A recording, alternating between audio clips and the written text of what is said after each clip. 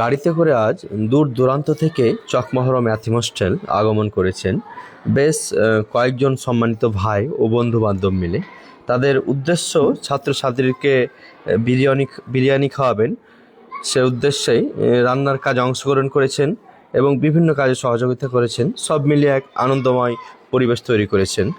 বিশেষ করে এই চকমহরম এতিম হোস্টেলের ছাত্রী এবং ছাত্রদের উদ্দেশ্যেই তারা নিজেরাই বাজার করে নিজের সবজি কেটে এবং রান্নার বিভিন্ন কাজে সহযোগিতা করেছেন। তারা এতিম শিশুদের খাওয়ানোর উদ্যোগে আসেনি, বরং নিজেদের ব্যস্ত জীবনের মূল্যবান সময় থেকেও তারা এই সমস্ত এতিম শিশুদের পাশে দাঁড়াতে এসেছেন, তাদের সাথে ভালোবাসা ভাগ করতে এসেছেন। তারা বুঝতে পেরেছেন এই সমস্ত শিশুদের অনেকেরই পিতা নেই, অভিভাবক নেই।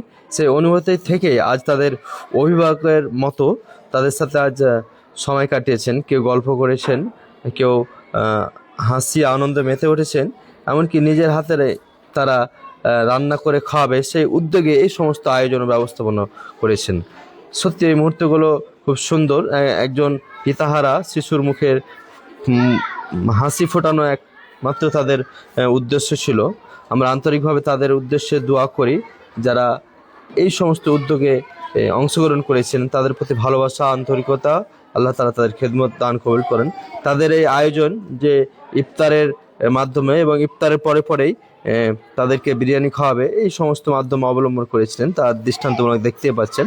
এখন ছাত্ররা ইফতারের আয়োজনে বসেছেন এবং তারা সহযোগিতা করছেন। ইফতারের পরেই তাদের জন্য বিরিয়ানির ব্যবস্থাপনা করেছিলেন। আল্লাহ এই সমস্ত যে আয়োজন করেছেন তার জন্য আল্লাহ উত্তম প্রতিদান দান করে, আমিন।